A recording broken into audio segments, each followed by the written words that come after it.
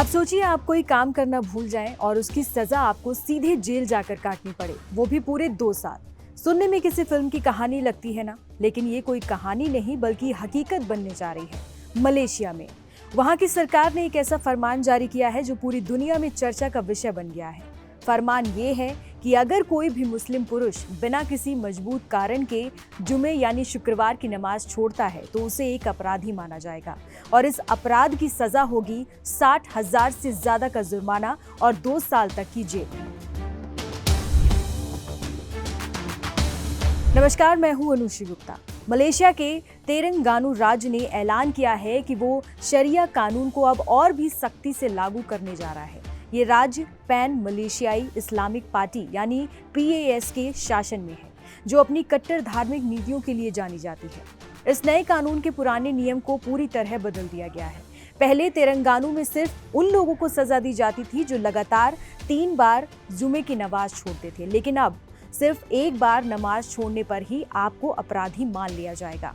राज्य के सूचना मंत्री मोहम्मद खलील अब्दुल हादी ने इस कदम का बचाव करते हुए कहा है कि इसका मकसद लोगों को ये याद दिलाना है कि जुमे की नमाज सिर्फ एक धार्मिक प्रतीक नहीं बल्कि अल्लाह के प्रति मुसलमानों की आज्ञाकारिता का सबूत है।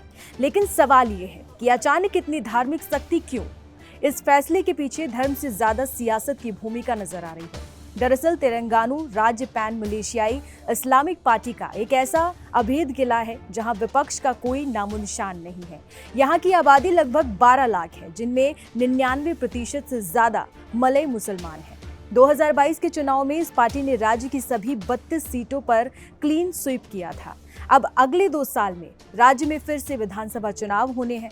पार्टी पर अपना पिछला रिकॉर्ड दोहराने का भारी दबाव है। पॉलिटिक्स एक्सपर्ट्स का मानना है कि पार्टी इस तरह के कट्टर कानूनों के जरिए खुद को इस्लाम का सबसे बड़ा रक्षक साबित करना चाहती है, ताकि मुस्लिम वोट बैंक पूरी तरह उसके साथ बना रहे। ये घटना सिर्फ एक राज्य तक सीमित नहीं है। प्रधानमंत्री अनवर इब्राहिम के कार्यकाल में पूरे मलेशिया में धार्मिक रूढ़िवाद की ओर झुकाव बढ़ा है।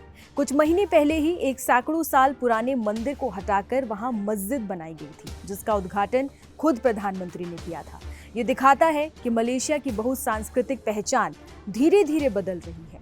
तेलंगानु के इस कानून की मलेशिया के अंदर ही चौतरफा निंदा हो रही है। मानवाधिकार वकील और सामाजिक कार्यकर्ता इसे व्यक्तिगत स्वतंत्रता पर हमला बता रहे हैं। मलेशियाई वकील अजीरा जजीज ने कहा है कि ये कुरान के उस मूल सिद्धांत के खिलाफ है जिसमें ये कहा गया है कि धर्म में कोई बाध्यता नहीं है। उन्होंने सोशल मीडिया पर लिखा कि नमाज की अहमियत बताने के लिए जागरूकता कार्यक्रम काफी थे। इसे एक अपराध बनाना पूरी तरह से अनावश्यक है।